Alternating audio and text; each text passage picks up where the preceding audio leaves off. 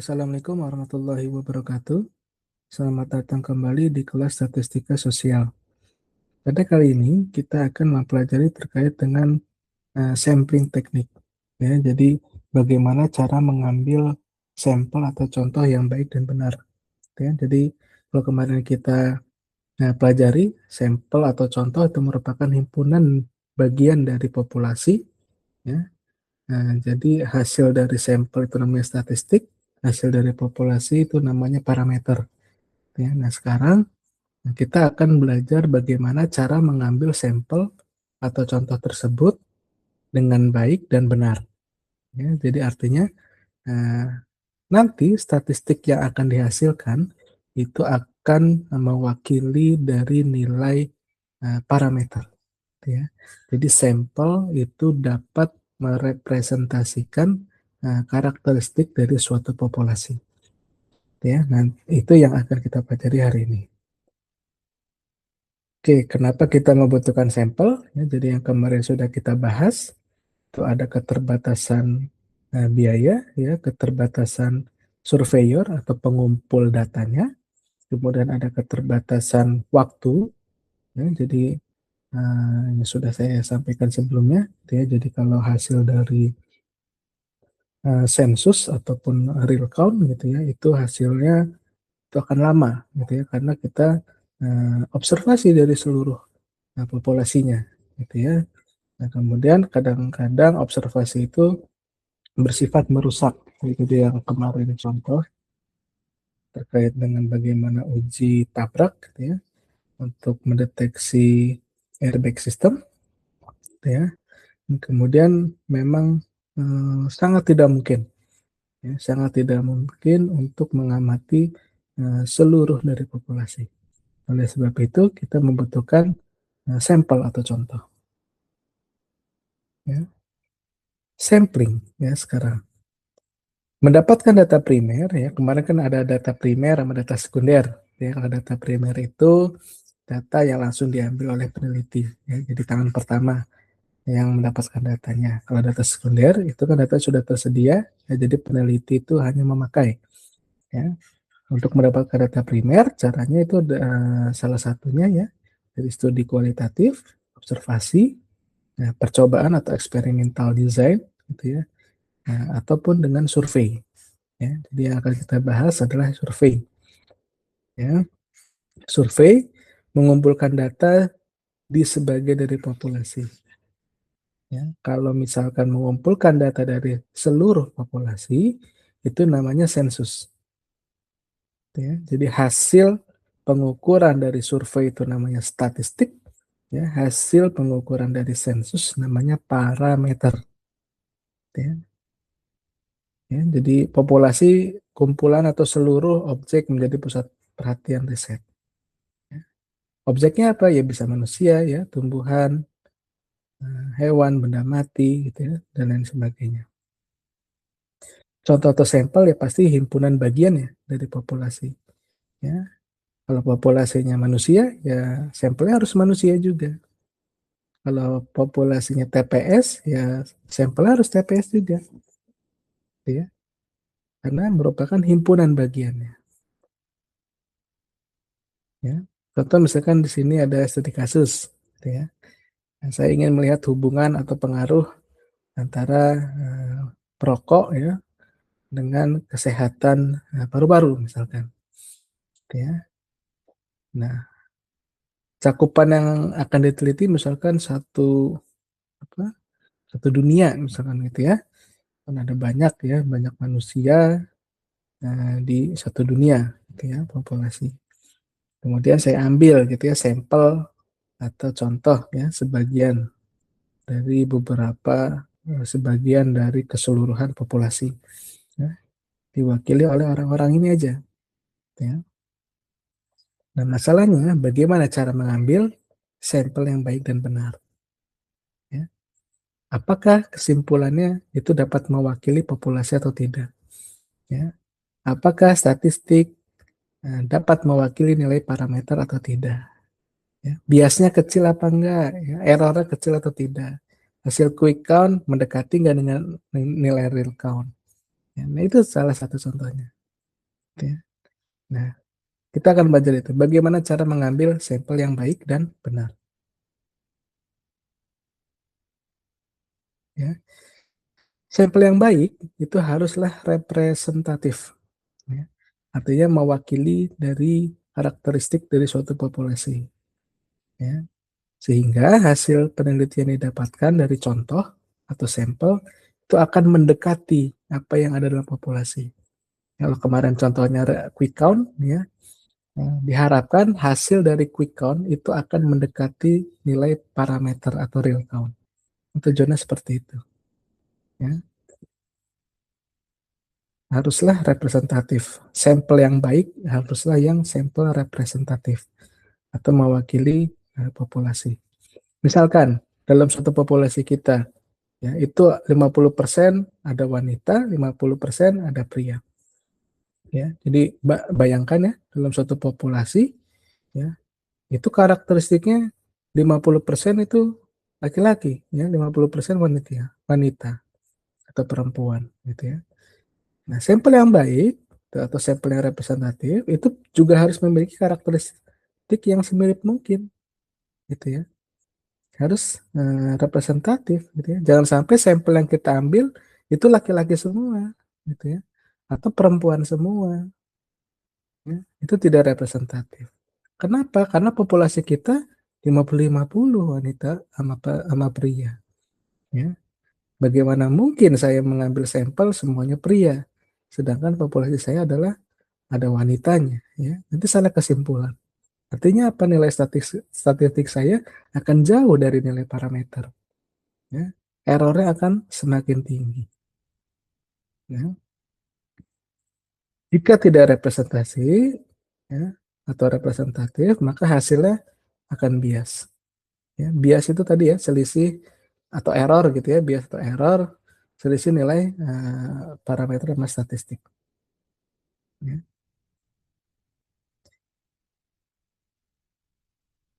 Oke, bagaimana cara mengambil sampel yang benar, gitu ya? Nah, perlu kita ketahui dulu ya, ada istilah namanya bias, ya, bias. Artinya sampel yang digunakan, ya, sampel yang kita ambil itu hanya mewakili satu atau beberapa kelompok saja. Ya. Tidak semua kelompok itu terwakili dengan baik.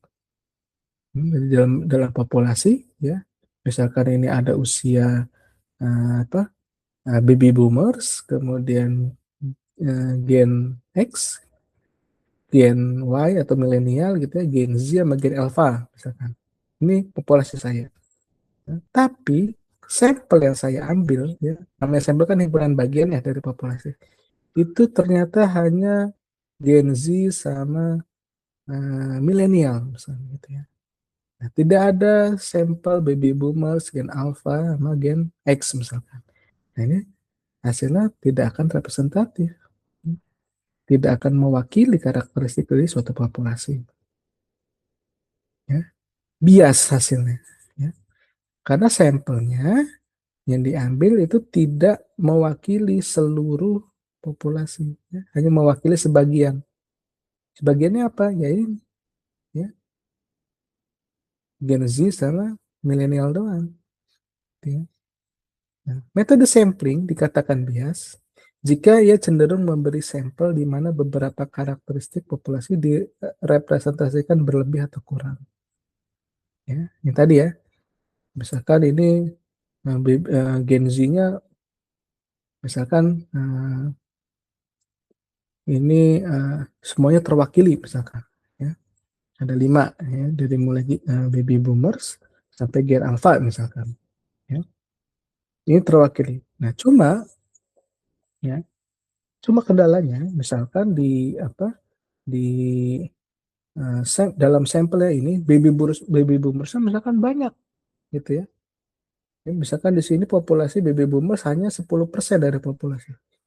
Tapi dalam sampelnya ya baby boomers itu diambil sampai 50% dibandingkan dengan karakteristik yang lainnya. Ya. Nah, itu juga bisa menyebabkan bias. Ya. Bisa menyebabkan bias karena kelebihan baby boomersnya, ya. Populasi kita sebenarnya sedikit ya orang-orang tuanya, tapi kita ambil sampelnya kebanyakan orang tua, gitu ya. Nah, itu akan sulit, ya, tidak akan representatif. Ya, meskipun semuanya sudah terambil dari setiap generasi, misalkan. Itu juga masih akan menyebabkan bias. Ya. Bias itu terletak dalam metodenya, ya, bukan di dalam data atau sampelnya. Ya. Salah ngambilnya itu yang akan menyebabkan bias. Ya. Oke. Nah, di sini ada pengenalan terkait dengan akurasi sama presisi. Ya.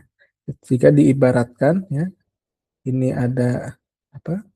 Target gitu ya. Ada ini misalkan tembakan atau panah gitu ya. Ada apa? Target, ya, ada A, B, C sama D gitu ya. Misalkan kalian bayangkan target itu ada di tengah, gitu ya, yang ada di tengah sini. Yang warna merah gitu ya. Nah, coba kita lihat kondisi si A, ya. Kondisi A, ya. Ketika saya menembaknya, menembak sekali, jatuh di sini misalkan ya. Tembakan pertama saya di sini, tembakan kedua saya di sini, tembakan ketiga saya di sini, keempat saya di sini, gitu ya. 5. Terus saya menembak. Ya. 6, 7, 8, 9. Gitu ya. Nah, namanya akurasi sama presisi gitu ya. Itu ketika akurasi saya itu seberapa jauh dengan target sasaran saya yang di tengah. Ya. Itu akurasinya. Ya, dibandingkannya dengan target yang di tengah.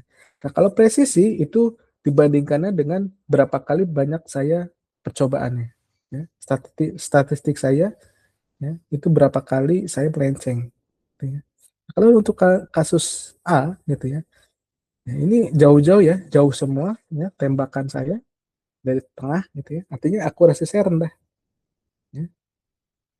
Kemudian presisinya juga rendah gitu ya. Antar tembakannya pun jauh-jauh. Ya. Nah, itu namanya akurasi rendah dan presisinya rendah. Ya. Kalau yang kondisi B, lihat ya. Saya tembak terus ya. Tembak percobaan satu saya di sini ya, percobaan dua, percobaan tiga, empat dan sebagainya. Secara akurasi saya rendah, jauh saya sama targetnya. Ya. Jauh saya dengan targetnya, akurasinya rendah. Tapi secara presisi tinggi. Ya. Saya menembaknya di sana-sana aja, di sekitaran itu aja. Ya. Itu namanya presisinya tinggi. Ya. Nah, kalau yang untuk yang C, ya, ini akurasinya tinggi, ya, semua mengarah ke tengah semua. Akurasinya tinggi, tapi presisinya rendah. Ya. Benar sih ke tengah semua, tapi jaraknya jauh-jauh, gitu ya. Presisinya rendah. Nah, kalau yang untuk kondisi D, nah ini, ya, presisinya tinggi, akurasinya tinggi. Setiap saya menembak ke tengah terus, ya, dan on target semua. Ini namanya akurasi tinggi sama presisi tinggi, gitu ya. Nah, contohnya misalkan dalam survei, gitu ya, quick count, misalkan ya, dalam quick count, gitu ya. Nah, misalkan tim survei atau lembaga survei A, misalkan. Ya, lembaga survei A itu dia mengambil sampel dari beberapa TPS, gitu ya. Ada sampel, ada banyak tim, gitu ya. Ada banyak tim, misalkan ada 10 tim, gitu ya. Nah, tim 1 sampai tim 10 itu menghasilkan nilai statistik yang berbeda. Ya, misalkan ini tim 1, ya, dia menduga paslon A, paslon nomor 1 gitu ya, itu diprediksi 20% gitu ya. Untuk tim yang kedua dia memprediksi paslon nomor 1 31%, gitu terus gitu ya sampai 10 tim. Nah, ini namanya akurasi. Nah, itu dia memprediksinya itu tepat di tengah, gitu ya. Artinya tepat secara real count-nya, ya. Secara real count-nya di tengah terus ya, presisinya di sekitaran 22% terus, ya. Akurasinya, ya. Tapi untuk presisi ya, seberapa dekat dia nilai statistiknya antar mereka sendiri, gitu ya. Nah, itu namanya presisi. Ya. Di sini perbedaan populasi sama sampel ya. Jadi kalau objeknya populasi adalah seluruh, sampel sebagian, ya. Cara ngambil datanya dia namanya sensus. Untuk populasi, kalau sampel namanya survei. Hasilnya populasi adalah parameter, sampel adalah statistik. Ya. Sampel yang baik adalah sampel yang harus representatif atau mewakili karakteristik dari suatu populasi. Ya. Quick count mendekati real count. Gitu ya. Itu sampel yang baik. Ya. Cara mengambil sampel yang baik itu seperti apa? Contohnya itu seperti apa? Ya, ada dua. Ya. Ada dua sampling teknik. Ya. Itu yang pertama namanya probability, yang kedua adalah non probability. Ya, bedanya apa? Kalau probability ya berpeluang, ya, artinya apa? Semua orang mempunyai kesempatan yang sama untuk dipilih. Ya. Seluruh kesempatan yang sama untuk dipilih. Ya, artinya semua orang itu calon sampel saya. Ya. Kemudian kita bisa menghitungnya dalam sebuah peluang, ya, konsep peluang. Kemudian secara acak, ya, pasti secara acak. Ya, itu namanya probability sampling. Jadi bedanya dengan probability adalah ini ya, ini setiap orang atau setiap individu dalam suatu populasi punya kesempatan yang sama, ya, mempunyai peluang yang sama untuk dipilih. Itu namanya probability sampling. Ya, kalau non probability itu ya kebalikannya, ya pilih kasih, ya. Non probability itu pilih kasih, ya, tidak acak. Ya. Contoh misalkan tadi, ya, saya ingin melihat pengaruh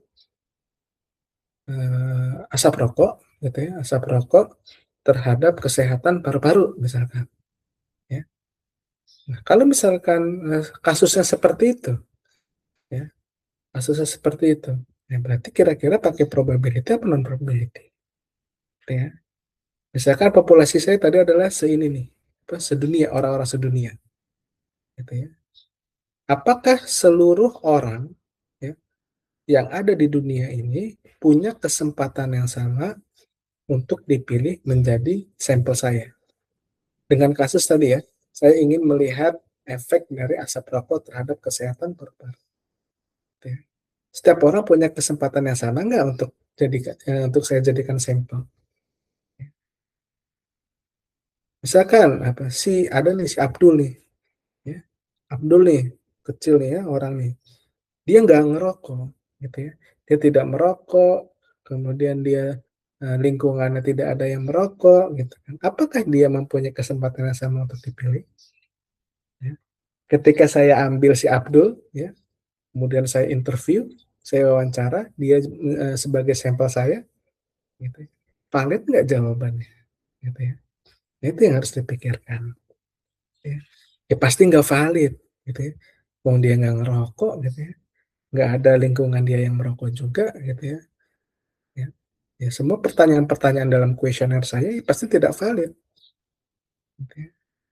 Oleh sebab itu, Abdul tidak punya peluang atau tidak punya kesempatan untuk saya pilih menjadi sampel. Gitu ya. Nah, itu jatuhnya di non probability. Ya. Nah, ketika saya misalkan dalam suatu kelas, ya, misalkan saya punya 5 soal, saya ingin ngambil 5 mahasiswa dari 50 orang mahasiswa yang ada di satu kelas. Ya. Populasinya ada 50, ya. Saya ingin mengambil 5 orang, gitu ya. Nah, saya mengambil 5 dari 50, gitu. Apakah 50-50 mahasiswa ini punya peluang yang sama yang akan saya jadikan sampel? Gitu ya. Iya, gitu ya. Semua punya peluang yang sama. Saya tidak pilih-pilih, gitu. Tidak pilih-pilih, gitu. Ya, 50 orang ini punya kesempatan yang sama untuk maju. Gitu ya. Saya tidak mungkin ya misalkan, apa, ya yang maju hanya yang IPK-nya di atas 3,7 misalkan kayak gitu. Ya berarti mahasiswa yang IPK-nya yang di bawah 3,7 itu tidak punya kesempatan untuk dijadikan sampel, ya. Itu namanya non-probability, ya. Lalu seluruhnya 50 mahasiswa ini punya kesempatan yang sama untuk saya ambil, itu namanya probability sampling, ya. Nah, itu bedanya antara probability dan non-probability. Di dalam probability sampling, ada nama teknik-tekniknya, ya. Pertama namanya simple random sampling, ya, ini paling sederhana, ya, SRS gitu ya. Kemudian yang kedua ada namanya systematic, yang ketiga namanya stratified gitu ya. Keempat cluster, yang terakhir adalah multi stage. Ya, ini untuk yang probability sampling. Yang non probability itu ada accidental, ya, purposive, snowball, dan sama voluntary sampling, ya. Nah, untuk video ini kita akan membahas terkait dengan probability sampling. Jadi teknik sampling yang berpeluang. Jadi setiap anggota dari populasi mempunyai peluang yang sama untuk dipilih menjadi sampel. Itu namanya probability sampling. Oke. Yang pertama, tekniknya namanya simple random sampling. Artinya yang paling sederhana, ya, namanya simple ya sederhana. Random itu acak, ya, sampling. Sampling adalah teknik mengambil sampel atau contoh, ya. Selalu random, ya, namanya probability, ya, secara berpeluang kita ngambil secara acak, ya, tidak pilih kasih, ya, acak, ya, dipilih secara acak. Nah, simple adalah ngambilnya secara sederhana, ya. Bagaimana cara mengambil secara sederhana? Contohnya misalkan undian, ya. Kalau kalian pernah ikut arisan gitu ya, zaman dulu gitu ya, ada kertas ditulis namanya ya, misalkan si A, si B gitu ya, si C, ya, si D gitu ya. Nah, kertas-kertas ini dimasukkan gitu ya, sedotan gitu ya, dalam sebuah gelas gitu ya. Kemudian dikocok gitu ya, set, yang keluar siapa namanya? Ya, oh si A. Berarti si A menjadi sampel saya. Ya, itu namanya undian, gitu ya. Atau kalau zaman sekarang itu spin ya, pakai spin. Ya. Di sini ada list-list nama orangnya ya, kemudian di spin gitu ya, panahnya nanti akan jatuh ke siapa gitu ya. Nah, itu namanya undian, ya. Secara simpel aja gitu ya. Secara simpel sederhana.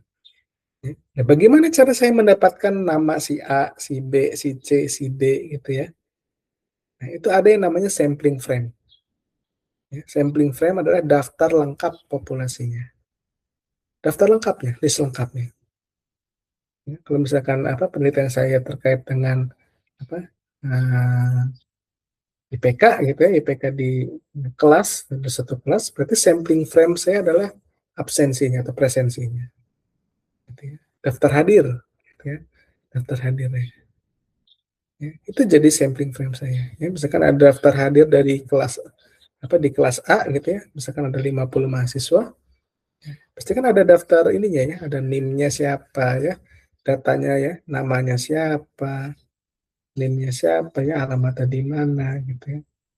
Nah, saya ingin mengambil 5 dari 50 ini. Gitu. Berarti saya tulis semua ya namanya ya dari si A, si B, si C, si D gitu ya sampai yang ke-50.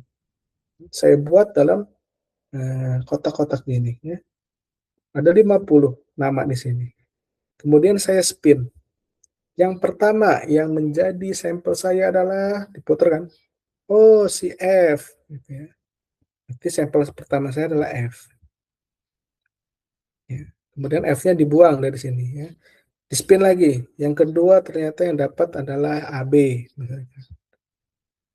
AB ya. Berikutnya ya terus ya sampai 5 orang. Ya. Itu sederhana, simpel.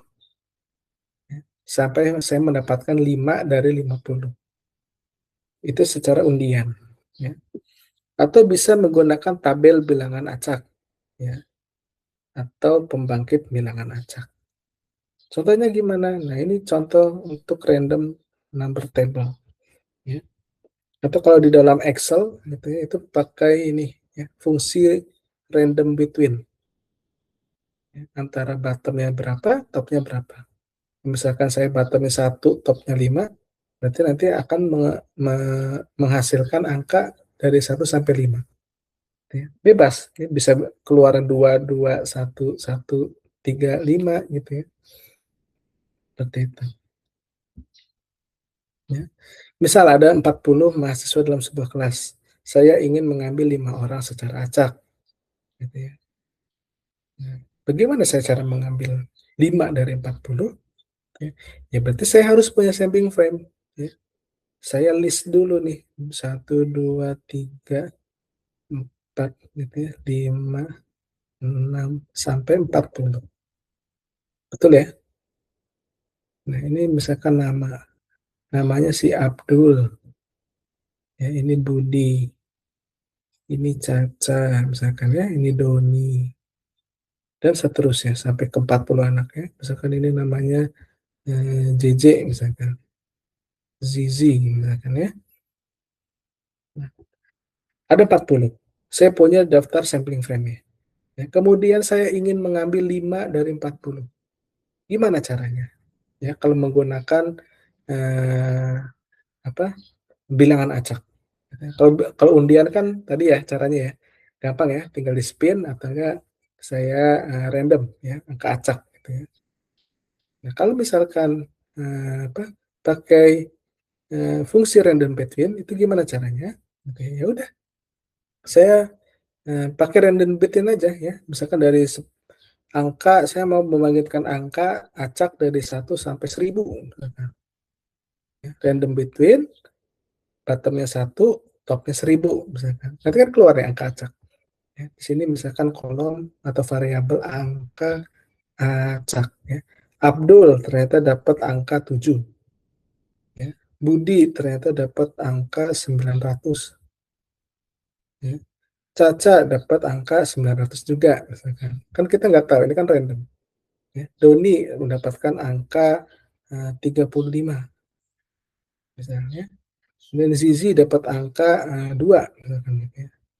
Nah, 40 orang ini kan sudah mempunyai angka acaknya masing-masing gitu ya. Nah, bagaimana cara saya mendapatkan 5 dari 40? Ya udah saya sort aja ya. Saya urutkan berdasarkan angka acak ya. Dari yang terkecil sampai yang terbesar ya. Berarti yang terkecil di sini adalah Zizi gitu ya. Zizi, kemudian di sini ada Abdul ya, kemudian ada Doni ya, dan seterusnya gitu ya, sampai 5 orang. Ya. Zizi karena nomor 2 ya, angka acaknya 2, Abdul angka acaknya 7 ya, Doni 35 dan seterusnya sampai mendapatkan 5 orang ya, dengan urutan angka angka acaknya dari terkecil sampai terbesar. Bebas ya mau diurutkan dari terkecil terbesar, mau dari terbesar ke kecil, sama aja ya. Ya, saya ambilnya cuma 5 ya, saya ambilnya cuma 5 ya. Nah, itu namanya simple random sampling. Yang kedua, tekniknya itu dinamakan sistematik ya. Ini masih ada random sampling-nya ya, pasti acak. Yang kedua adalah sistematik. Nah, kalau sistematik itu ada polanya ya. Dia berpola ya, misalkan dari 1 sampai 40 tadi ya, misalkan sampai 40 ya. Boleh saja saya mempunyai polanya gini, setiap kelipatan 5 ya, berarti maju menjadi, sampel. Kelipatan 5 berarti berapa? 5 gitu ya. Terus nanti absensi yang ke-10 ya, absensi yang ke-15 gitu ya, absensi yang ke-20 ya, absensi yang ke-25. 1, 2, 3, 4, 5. Pas ya, ada 5 sampel. Absensi kelima, absensi 10, absensi 15, 20, dan 25. Boleh, seperti itu. Yang penting ada polanya. Saya maunya angka-angka ganjil. Berarti absensi belakangnya 3, ya, 1, 3, 5, 7, dan 9 kalian menjadi sampel saya. Boleh seperti itu. Yang penting ada polanya, itu namanya sistematik, ya. Nah, contoh misalkan di sini saya mau kelipatan 8 intervalnya, interval 8. Misalkan urutan pertama saya misalkan 30, ya. Nomor absen 30 menjadi sampel pertama saya misalkan ya. Kemudian kan berikutnya habis 30 kan 38 ya, absensi 38 gitu ya. Berarti absensi 38 jadi sampel kedua. Sampel ketiga tambah 8 lagi, berarti 46 ya. Nah, 46 ini kan nggak ada ya, karena batas kita kan 40 nih, ya 40 ya berarti naik lagi ke atas, ya muter lagi ke atas. Kalau muter lagi ke atas berarti absensi yang ke-6 ya, absensi yang ke-6. Tambah 8 lagi berarti 14 gitu ya, tambah 8 lagi ya 22 dan seterusnya.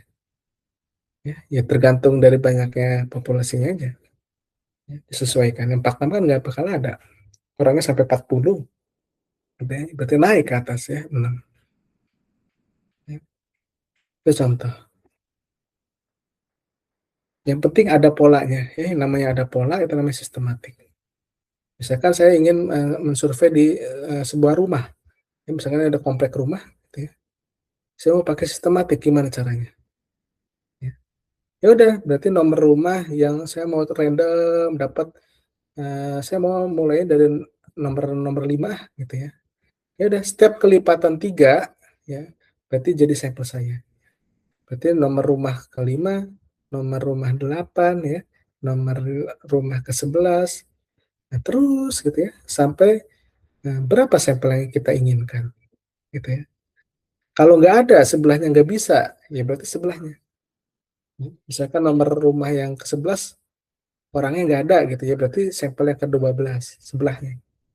11, 12 nggak ada lagi, ya berarti sebelahnya lagi 13. Fleksibel aja ya, jangan kaku.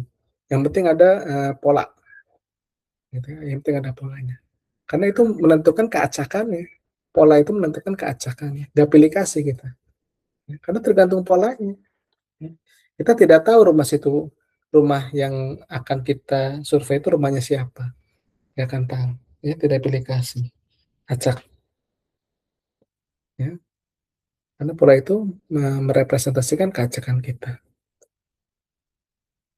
ya. Karena, fleksibel ya, jangan sampai, "Oh ini tidak bisa berpola 3," gitu ya. "Ini gimana caranya?" Ya fleksibel aja, sebelahnya aja, kalau nggak ada lagi ya sebelahnya lagi. Siapa yang mendapatkan, habis itu, dapat 13 ya ditambah 3 lagi, ya polanya jadi 16, tambah 3 lagi 19, dan seterusnya. Karena, pada realnya ya di lapangan itu tidak seideal secara teori, gitu ya. Jadi fleksibel, yang penting berpola, gitu. Karena polanya itu akan menentukan keacakannya, seperti itu ya, itu namanya sistematik. Oke, berikutnya ada yang namanya stratified, ya, stratified random sampling. Nah, stratified ini adalah kita membuat strata-strata atau kasta-kasta, ya. Strata atau kasta atau, kelompok, ya, atau kelompok-kelompok, ya. Nah, dalam satu kelompok cirinya gitu ya, dalam strata-strata adalah satu kelompok itu karakternya sama, ya. Misalkan ini strata satu, ya orangnya sama semua, ya karakternya, ya. Strata 2 juga sama. Karakteristik ya, ini contoh karakteristik, bukan orangnya yang sama ya, maksudnya karakteristik, populasinya dalam satu strata ini sama, gitu ya.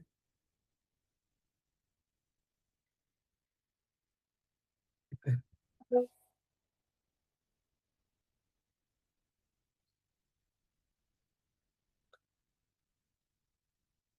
Ya, ini strata satu, strata 2, strata 3, strata 4 misalkan.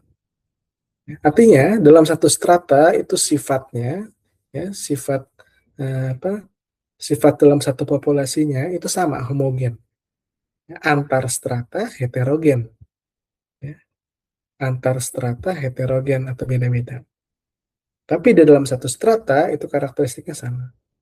Ya, contohnya apa? Misalkan, apa, gender gitu ya, misalkan ini Kastanya adalah kasta gender, ya berarti ini laki-laki, ini perempuan. Jadi dalam satu strata ini laki-laki semua, ini perempuan semua, gitu ya.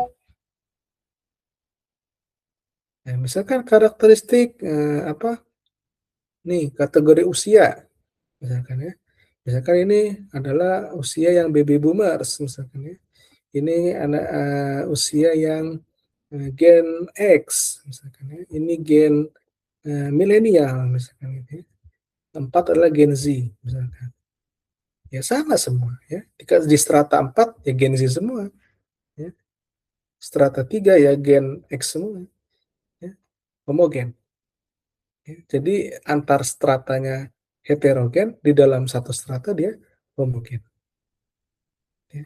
Setiap strata diambil beberapa sampel ya, setiap strata diambil dari beberapa sampel ya. Misalkan ini diambil, 10% ya, ini diambil, 20% ya. Milenial saya ambil berapa ini, 30 misalkan ya, misalkan Gen Z 40% ya. Artinya apa? Ya sampel saya diwakili oleh semua ya, diwakili oleh semua stratanya, ada semua ya. Nah, kelebihannya apa? Nah, ini ya, semua subkelompok terwakili.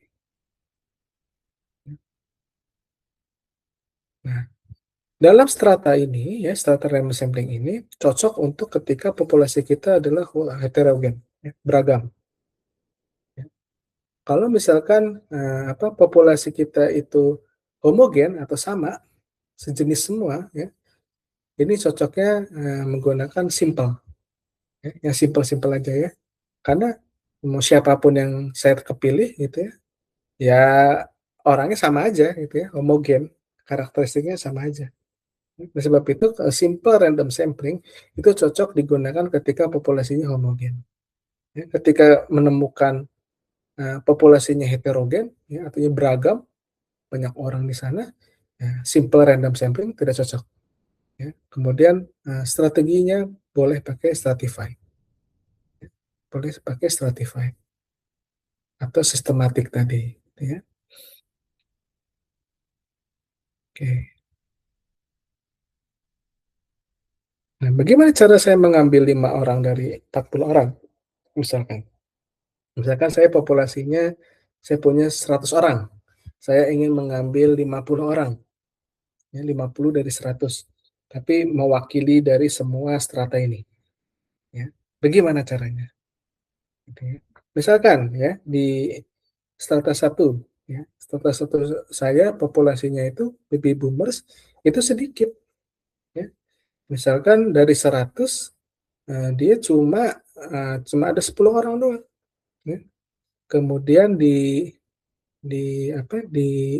strata yang kedua ini Gen X dia cuma 20 orang ya, di Gen, milenial dia ada 30 ya, Gen Z 40. Jadi kalau total kan ada 40, 70, nah ada 100 ya. Misalkan saya punya satu populasi isinya 100 orang ya, 10 orangnya itu, baby boomers ya, 20 orangnya adalah, Gen X ya, 30 orang Gen, milenial gitu ya, 40 adalah Gen Z misalkan. Saya ingin mengambil 50 dari 100. Bagaimana cara saya ngambilnya? Gitu ya. Bagaimana cara saya mengambil 50 dari 100 ini? Ya, ya 50, oh ya udah, saya maunya bagi rata gitu ya. Baby boomer 10, Gen X 10, Gen W-nya 10, kemudian Gen Z-nya 20, kan 50 pas saya. 10 tambah 10 tambah 10 tambah 20, 50 gitu ya. Nah, itu salah ya, jangan kayak gitu. Ya. Bagi rata aja semua, ya salah gitu ya. Jangan seperti itu. Kenapa? Karena di sini lihat ya, baby boomers tuh populasinya hanya 10%. Ya. gen gen X itu cuma 20%, gen milenial cuma 30, gitu ya. Kalau saya ngambil tadi 10, 10, 10, ya itu tidak representatif, gitu ya, tidak representatif karena ini lebih banyak nih harusnya nih saya ambilnya nih, ya apa, gen, X dibandingkan baby boomers ya, harusnya saya lebih banyak ya. Oleh sebab itu kita lihat dari proporsinya ya. Bagaimana saya cara mengambil dari baby boomers ya, berarti kan 10 nih, ya berarti 10 per 100 gitu kan. Kan 10% ya, dikali 50 ya. Nah, berarti ini saya cuma dapat berapa nih? Ya, 5 orang. Ya.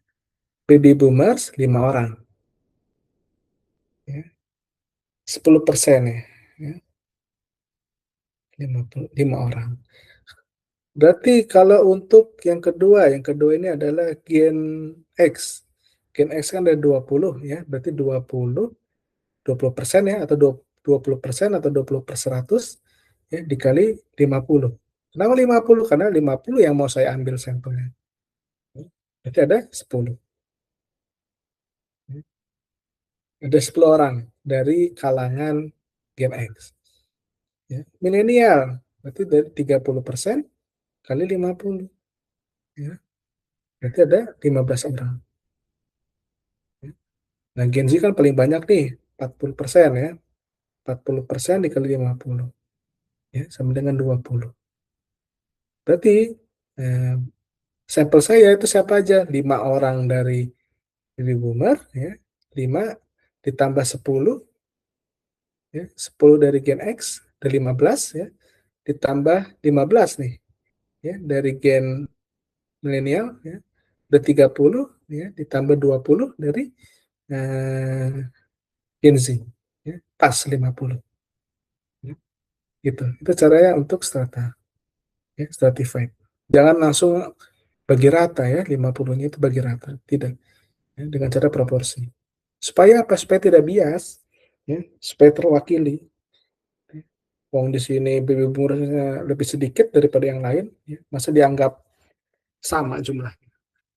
Ya. Itu tidak representatif. Ya, oke. Nah, berikutnya, metode berikutnya, ya, itu namanya cluster. Cluster random sampling. Nah, ini bedanya apa? Nah, kalau cluster, ya cluster nih, atau gerombol, gitu ya bahasa Indonesianya. Nah, bedanya kalau sama strata, ya, antar strata, ya, kalau strata kan antar stratanya kan heterogen. Ya, dalam satu strata kan sama, gitu ya. Nah, tapi kalau cluster, dalam satu cluster ini karakteristiknya beda-beda, gitu ya. Dalam satu cluster karakteristiknya beda-beda. Ya. Ini contoh aja ya, ini contoh.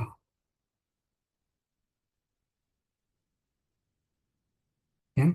Dalam satu cluster itu karakteristiknya heterogen. Ya. Dalam satu ada antar cluster itu homogen, sama aja. Ya. Itu bedanya ya, kebalikannya daripada stratify. Ya. Jadi antar klasternya homogen, ya. Di dalam klaster adalah heterogen. Ya. Dalam dalam satu klaster heterogen, beda-beda. Ya. Itu klaster. Nah, klaster ini terbentuk secara alami. Kalau tadi strata itu kan kita cari-cari dulu tuh, apa ya yang menyebabkan strata ini berbeda antar satu dan antar strata lainnya. Usia, jenis kelamin, itu kan kita nyari-nyari. Ya. Nah, kalau klaster, ini setiap klaster ini terjadi secara alami. Satu misalkan klaster kabupaten kota. Ya. Misalkan di apa, Provinsi Banten. Ya, Provinsi Banten, berarti klasternya, ya, ini bisa klaster kabupaten kota. Ya. Ini misalkan klaster Cilegon, Ini klaster Kabupaten Serang, ya, Kabupaten Pandeglang, dan lain sebagainya. Ya. Terbentuk secara alami. Ya. Antar klaster ya sama. Ya.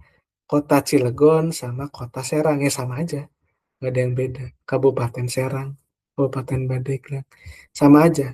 Ya. Tidak ada yang lebih baik ya, Kota Cilegon dan Kota Serang. Ya. Sama aja. Ya. Kemudian di dalam satu klasternya itu berbeda-beda. Ya. Misalkan di Kota Cilegon gitu ya, ada yang berprofesi sebagai guru ya, dosen, terus tentara ya, TNI, polisi ya, dokter dan lain sebagainya. Sama di Serang juga sama ya, di Kabupaten Serang juga sama. Pasti ada yang kerjanya sebagai guru ya, jadi dokter, polisi, pasti sama. Ya. Antar klasternya sama, dalam satu klaster berbeda. Itu namanya klaster. Ya. Bagaimana saya cara mengambil 50 ya, dari 1000 tadi ya, dari 100 ya, dari 100 orang populasi. Gitu ya. Ya berarti yang kita ambil adalah klasternya yang kita acak. Ya. Kita acak adalah klasternya. Ya, misalkan ada 1, 2, 3, ada 5. Dari 5 klaster, ya, kita ambil 2 misalkan. Saya nggak mau ngambil 5-limanya. Ya. Saya mau ngambil 2 dari 5 klaster dulu. Ya. Misalkan didapat Kota Cilegon sama Kabupaten Pandeglang misalkan. Gitu ya. Saya ngambil 2 dari 5. Toh di dalamnya kan pasti sama aja. Gitu ya. Nah, kemudian saya mau ngambil 50, ya udah. Ini semua saya survei nih. Ya, di Cilegon ada berapa orang ya. Kemudian di ini Kabupaten Pandeglang ada berapa orang. Nah, totalnya harusnya 50. Ini harus diobservasi semua. Ya, kalau kita udah mengambil satu klaster, ya berarti satu klaster ini kita amati semua. Ya, itu namanya klaster. Kalau misalkan kelebihan datanya dari 50 gitu ya, ya berarti tidak bisa pakai klaster. Ya, karena klaster ini itu dalam satu klaster diobservasi semua. Ya. Itu semua orang yang ada di Kota Cilegon, semua orang yang ada di Kabupaten Pandeglang itu diobservasi semua. Itu namanya klaster. Ya. Terjadi secara alami. Ya. Contohnya tadi kabupaten kota, kelas gitu ya. Kelas A gitu ya, kelas B, kelas C, kelas D. Nah, itu kan klaster, terjadi secara alami. Apakah kelas A lebih baik daripada kelas B? Ya enggak juga gitu ya. Enggak juga. Ini terbentuk secara alami. Kemudian saya mau mengambil apa 3 dari 10 kelas misalkan. Ya udah saya sampling secara random, secara acak. Ya, secara simpel. Kenapa simpel? Ya A, B, C, D, E-nya sama semua, gitu ya, homogen. Ya, cukup pakai simpel. Ya. Dapat 3. Ya. Tiganya apa aja? Misalkan saya dapat kelas D, kelas F, sama kelas J misalkan. D, F, J. Ya berarti seluruh mahasiswa yang ada di kelas D, di kelas F, di kelas J, nah itu jadi sampel saya. Ya. Harus semuanya, karena ini klaster. Itu contohnya ya, terjadi secara alami.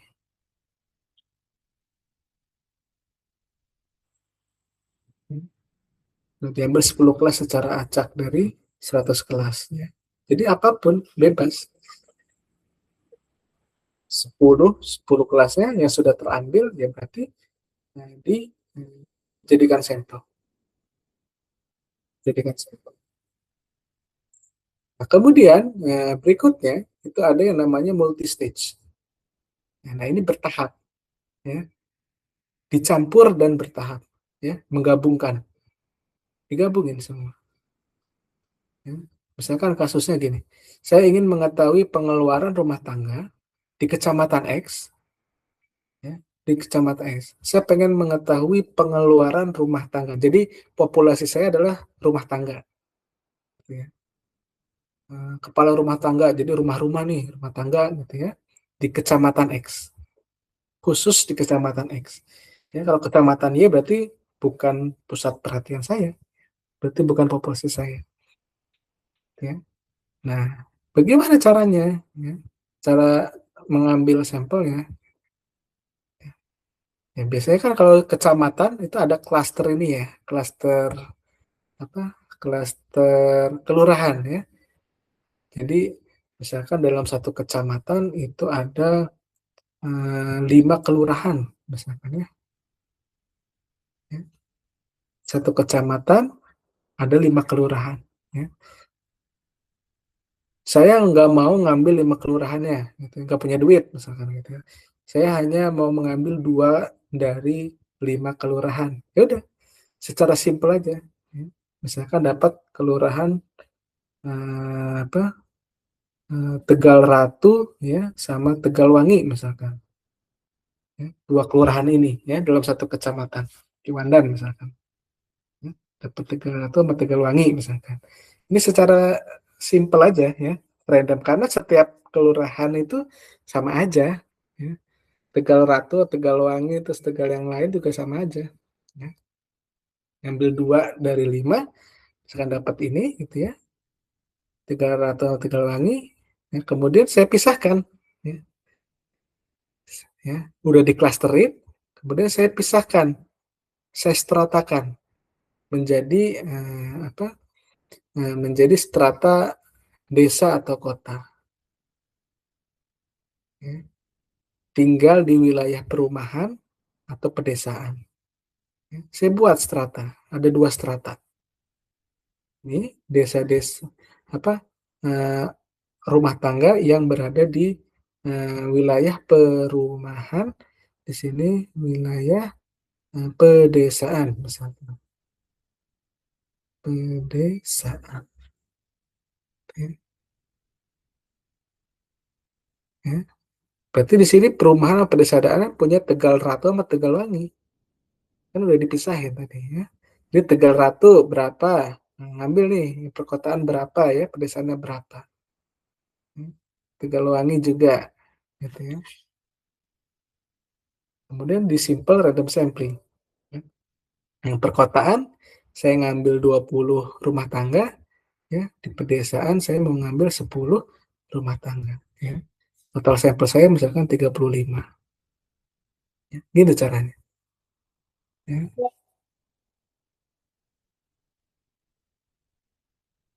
Itu namanya multistage dengan cara menggabungkan.